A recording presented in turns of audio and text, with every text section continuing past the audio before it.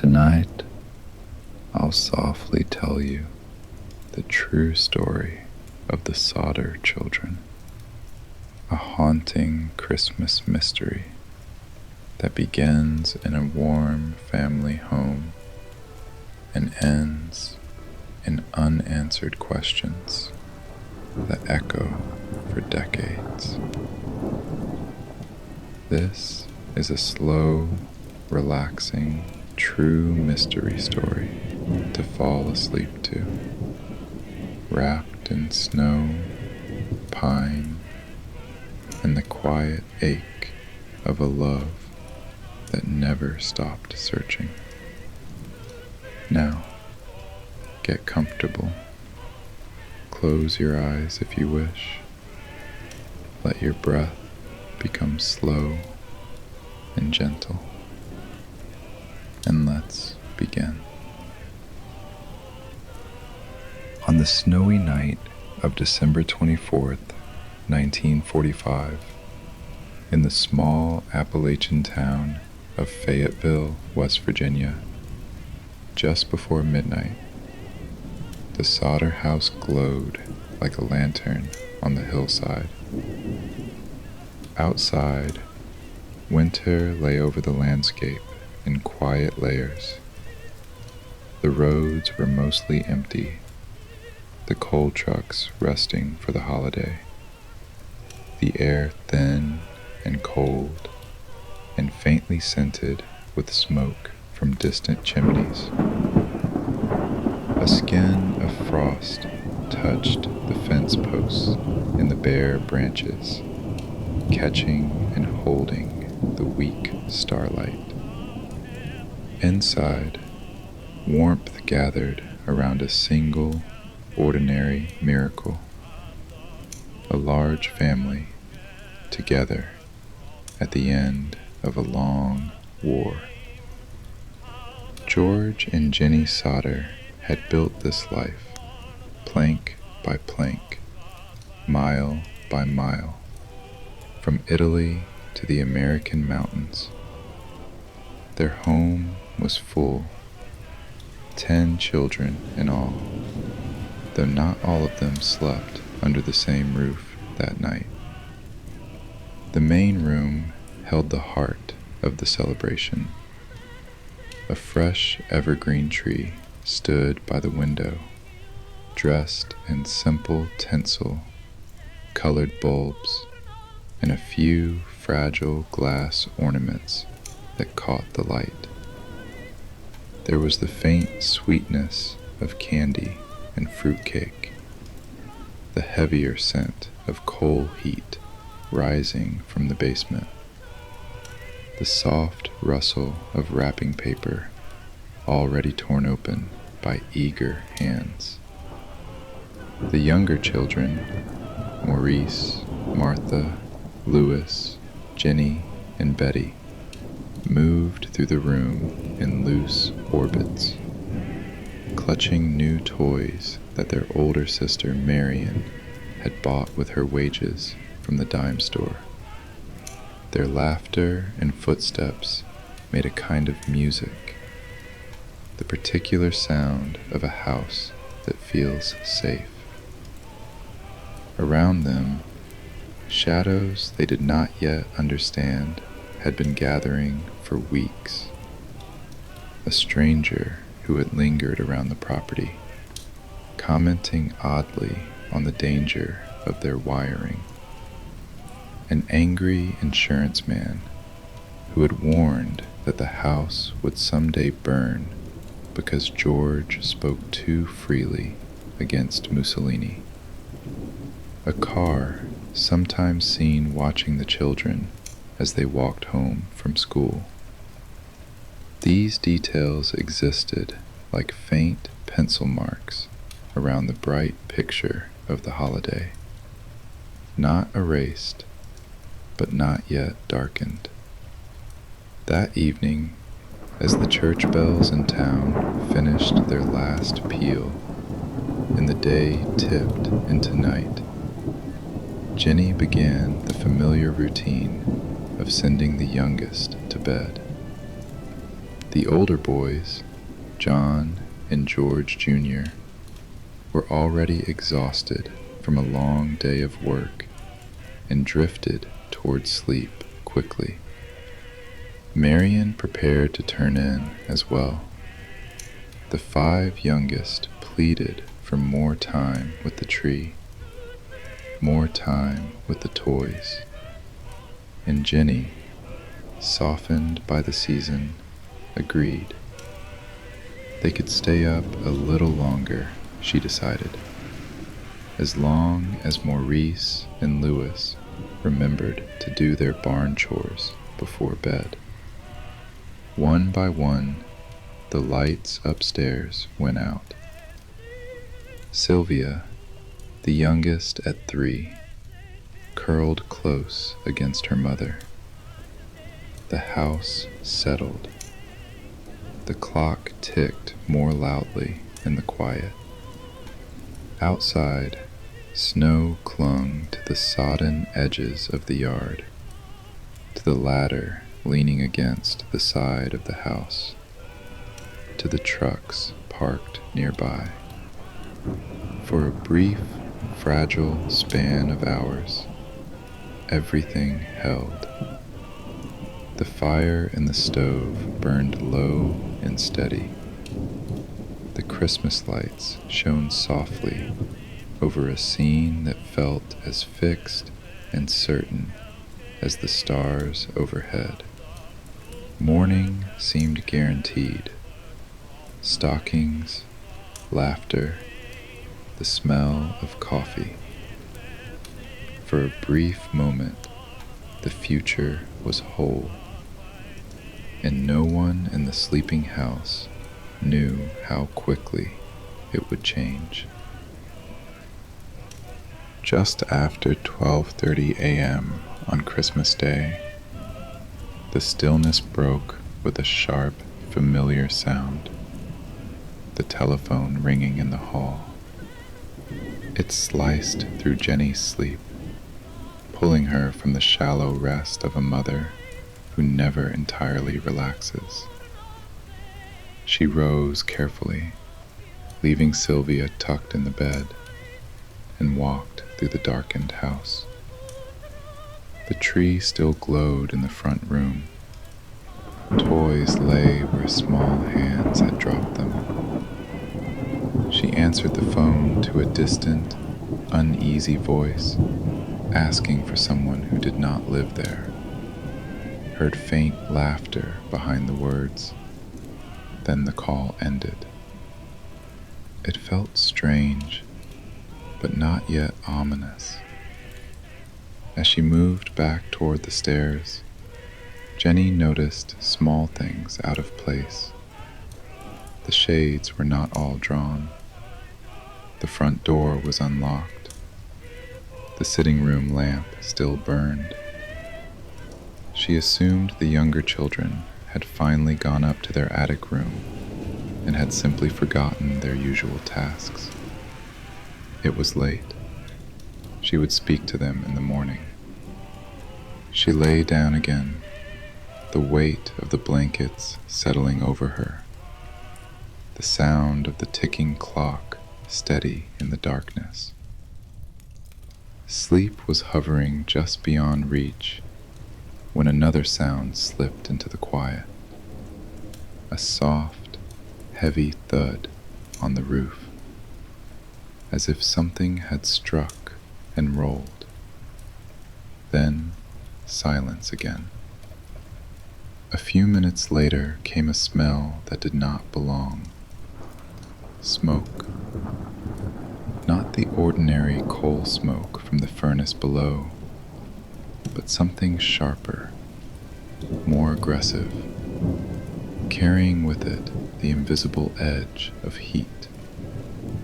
When she rose this time, the air in the hallway felt different. At the top of the stairs, a dull orange glow was already growing. Flames had found the staircase. In moments, the house shifted from safe container to burning trap.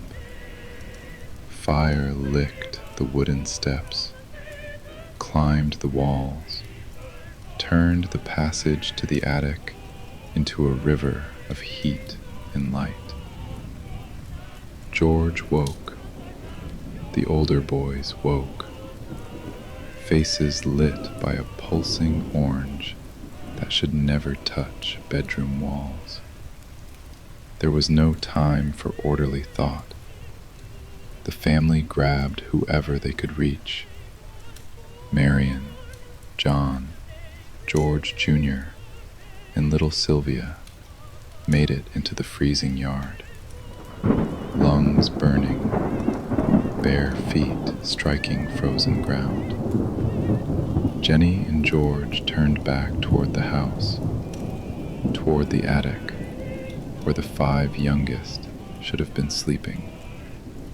The stairway was already a barrier. Heat forced them back. They shouted the children's names upward into a roar that did not answer. Outside, actions came in frantic sequence, each one a reasonable plan that failed. The ladder that always leaned against the house, the one that could reach the attic windows, was not in its place. In the bitter air, George ran to the side of the house where it should have been, and found only blank wall. The rain barrel that might have offered water was frozen solid, its surface a dull, unbroken sheet. The trucks that George used every day for hauling, machines that had never refused him, would not start. Engines silent, no matter how he turned the keys and worked the chokes with trembling hands. Inside, the fire advanced. The Christmas tree flared, ornaments bursting with tiny pops, tinsel twisting and vanishing. Curtains and wallpaper fed the flames. The electrical lights stayed on for a time, impossible and eerie, their steady glow outlining the destruction. Help did not come quickly. The family's telephone line had gone dead. They would later learn it had been cut, not burned. Marion ran through the night to a neighbor's house to call the volunteer fire department, while a passing driver tried from a tavern down the road. The small town system was slow, built on individual calls, people roused from beds and told to find a driver for the single fire truck.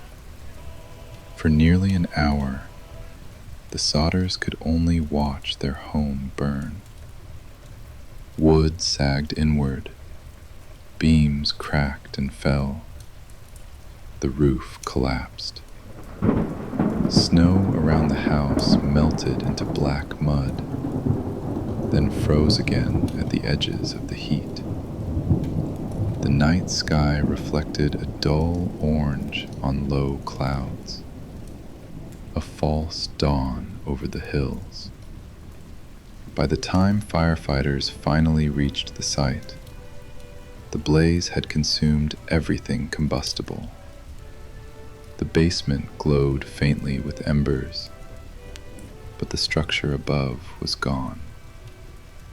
In the pale light of early morning, men with rakes and shovels began to sift through the ruins, searching for the remains of 5 sleeping children. They found twisted metal, broken appliances, fragments of everyday objects. They did not find what grief-stricken parents expected to see: bones, skulls, the unmistakable traces of small bodies.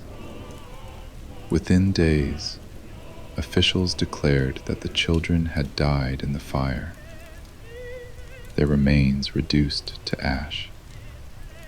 Death certificates were issued. The fire was ruled an accident, attributed to faulty wiring. That judgment did nothing to ease the feeling that something about the night was wrong, and that the story the ashes told was incomplete. When the smoke cleared and the first raw shock began to ebb, questions rose like embers that would not go out. They rose first in Jenny's mind, quiet but persistent, then in George's, then in the circle of family and neighbors who had watched the tragedy from the hillside. There was the matter of the bones, a house fire that burned fast and hot, but not for hours. Household items remained, warped but recognizable. Metal bed springs, a stove, parts of the sewing machine. Yet 5 bodies, the bodies of children, had supposedly vanished so completely that no bones survived. Jenny found it impossible to accept.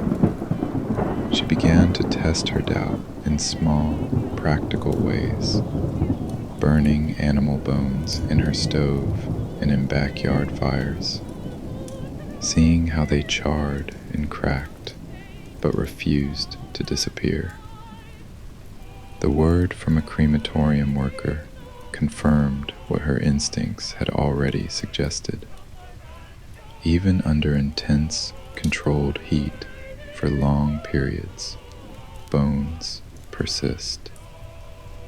The contrast between those facts and the official explanation pressed against her thoughts every waking day. Other pieces of the night did not fit neatly either. A repairman told the family that their phone line had not burned, but had been cut cleanly a short distance from the house.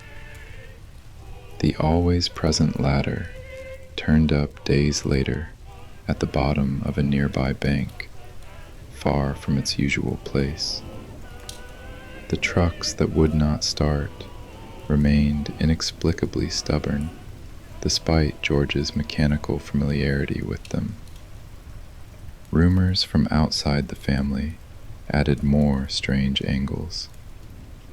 A bus driver passing on the road around the time of the fire later reported seeing objects arcing toward the house, glowing as they flew.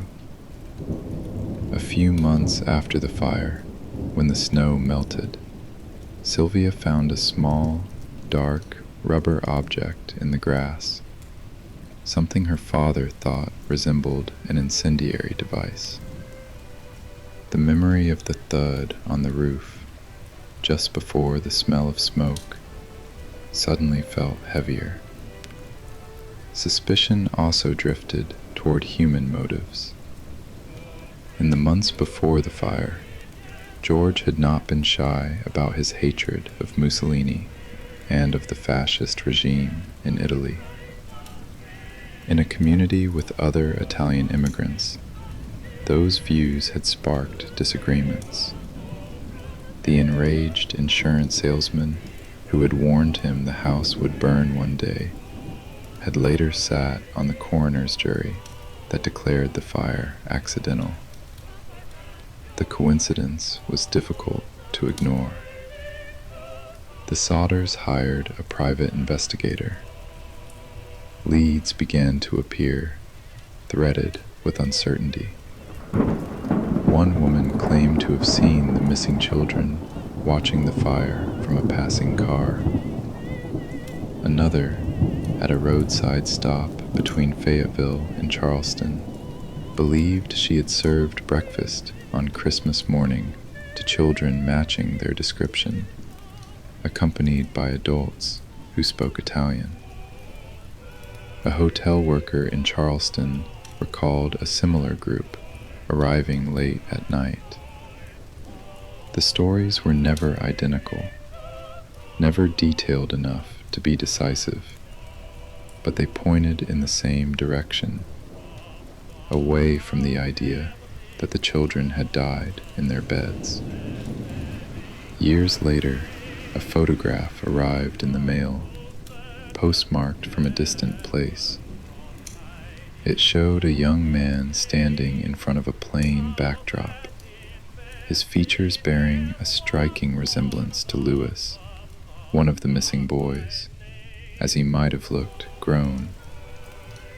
On the back, a brief, unsettling message hinted that he was alive under another name. George traveled to investigate, following the thin trail the note provided, but whatever lay at the end of that journey remained out of reach.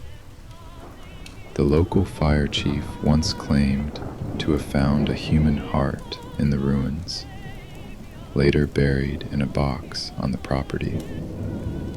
When it was exhumed and examined, it turned out to be a piece of unburned liver, likely placed there in a misguided attempt to comfort the family.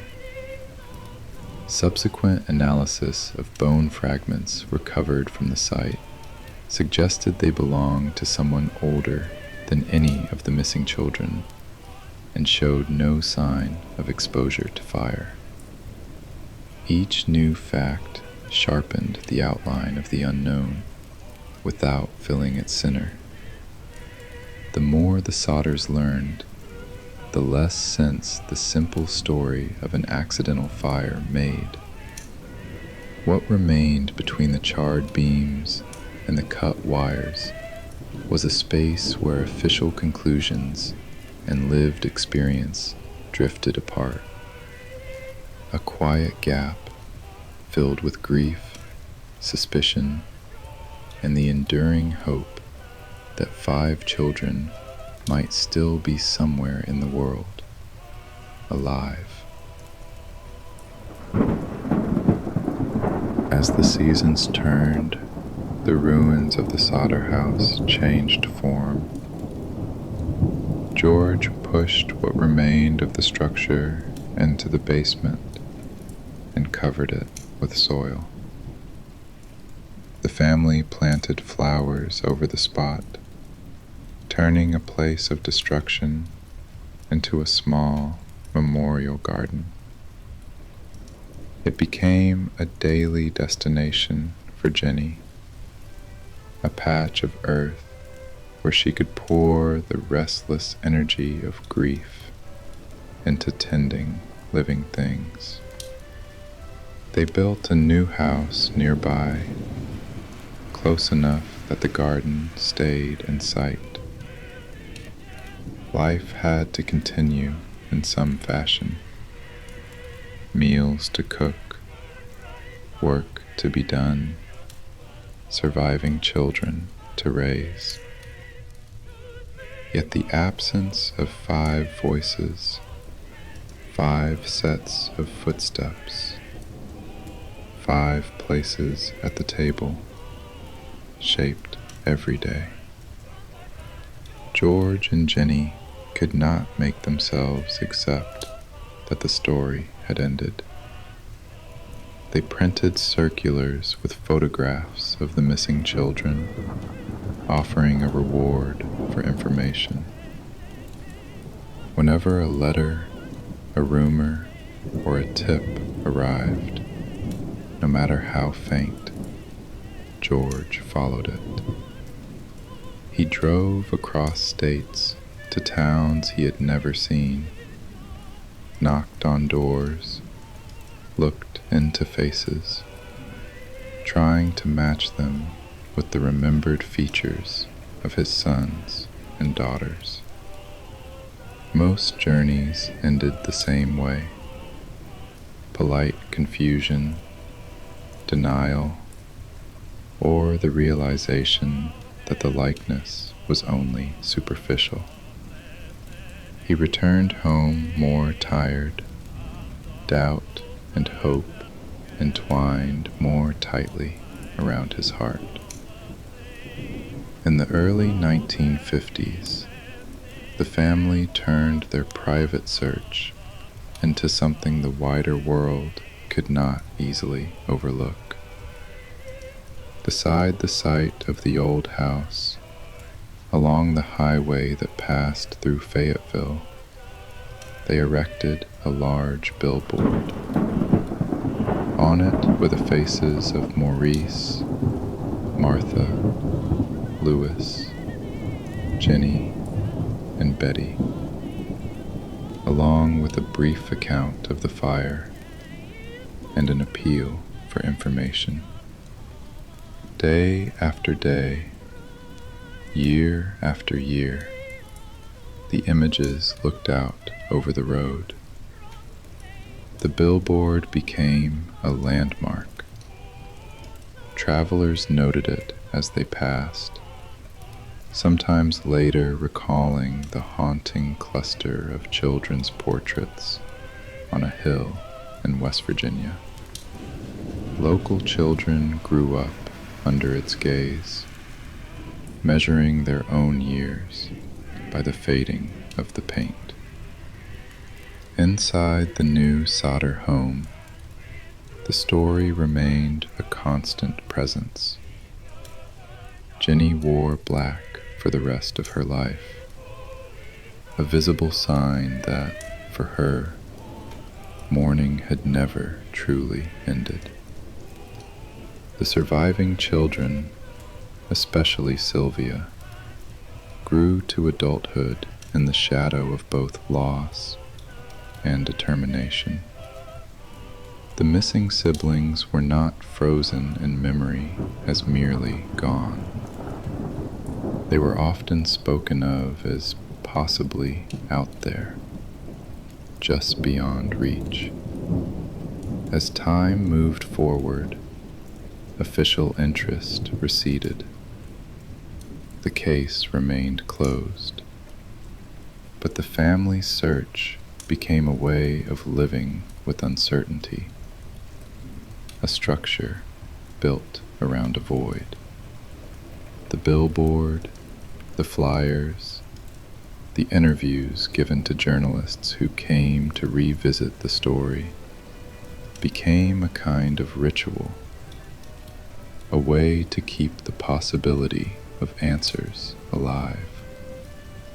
When George died in 1969, he left behind a wife, children, and a question that none of them had yet managed to answer. Jenny stayed in the house near the memorial garden, sitting often by the window that faced the billboard. For her, the space between what she had been told and what she believed never closed. The story stretched out behind them like a long winter road, full of small, scattered footprints that never quite led to a door. Decades later, when winter winds still move through the trees of Fayetteville and Christmas lights glow in the windows of houses that did not exist in 1945, the place where the Sodder home once stood looks deceptively ordinary. The garden remains, though changed by time in different hands. The billboard is gone, taken down after Jenny's death in the late 1980s, its wooden posts no longer marking the hillside. On paper, the case has a neat ending. The fire was ruled accidental. 5 children were declared dead. No court overturned those findings. No official investigation ever produced evidence strong enough to rewrite the conclusion. For many, the story is filed away as a tragic Christmas house fire, one among many sorrows of the mid-20th century. Yet the details refuse to settle comfortably into that shape. The cut phone line, the missing ladder found down the embankment, the trucks that would not start, the absence of bones, the strange reports of children seen with unfamiliar adults, the unsettling photograph that claimed to show a grown Lewis. All these fragments hang in the air around the story, like fine ash that never quite lands. Over time, the Sodder children's disappearance has drifted beyond Fayetteville into books, articles, and recordings created far from those hills. People who never walked that road or saw that billboard learn the outline of the case and feel a quiet tug of fascination and sorrow. The combination of Christmas Eve, small town life, and unresolved loss carries its own subtle gravity. No one has found a final piece that makes everything clear. There is no confirmed grave, no recorded confession, no last-minute letter unlocking the past. The truth, whatever it was, seems to have slipped away with the passing of those who might have known it. What remains is the way the story is held in memory, not as a puzzle to be solved at all costs, but as a lingering echo of love refusing to accept silence. For the Sodders, the mystery was never entertainment. It was the shape of their days, the pattern of their thoughts, the reason a mother chose black dresses for a lifetime, and a father wore deep lines of worry on his face. For Sylvia and the other surviving siblings, it became a legacy, a promise to keep looking, or at least to keep telling, so the 5 missing children would not be erased by time. As you listen now, your role is gentler. You are not required to decide what happened, or to choose which theory feels most convincing. You can simply allow the story to unfold in your imagination. The warm, crowded room on Christmas Eve, the sudden bloom of fire on the staircase, the bewildered family in the cold yard, the long decades of searching and wondering. You might picture the hillside at night, snow resting softly on the ground, the ghost of a billboard still standing in your mind's eye. You might imagine 5 children running down a staircase that did not burn, laughing their way into a morning that in reality never came. You might feel for a moment the weight of a love that cannot easily let go. And then, very gently, you can let that weight dissolve.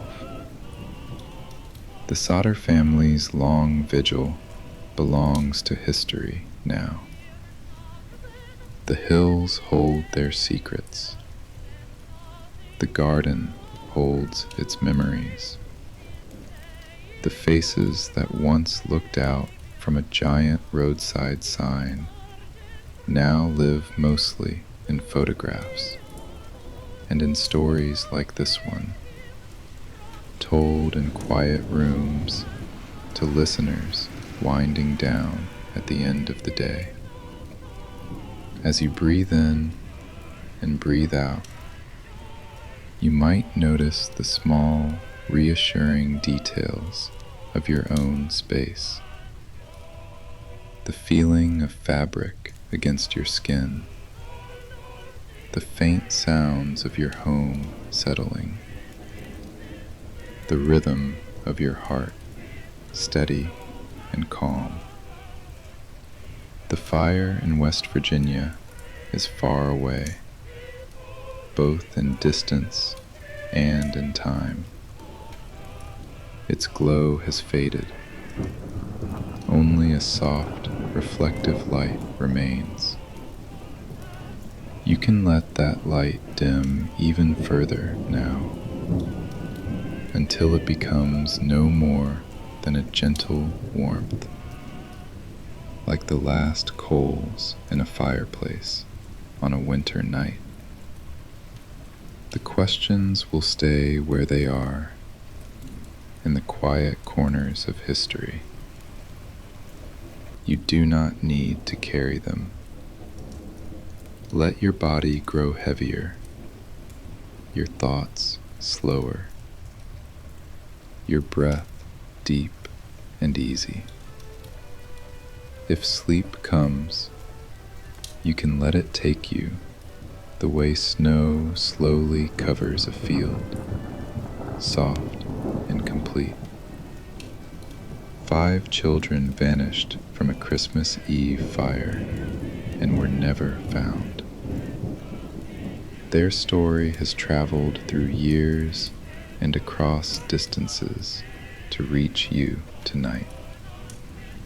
Now it can rest for a while, and so can you. If this story kept you company tonight, you can gently leave a like and subscribe to the channel. It helps me bring you more quiet mysteries to fall asleep to.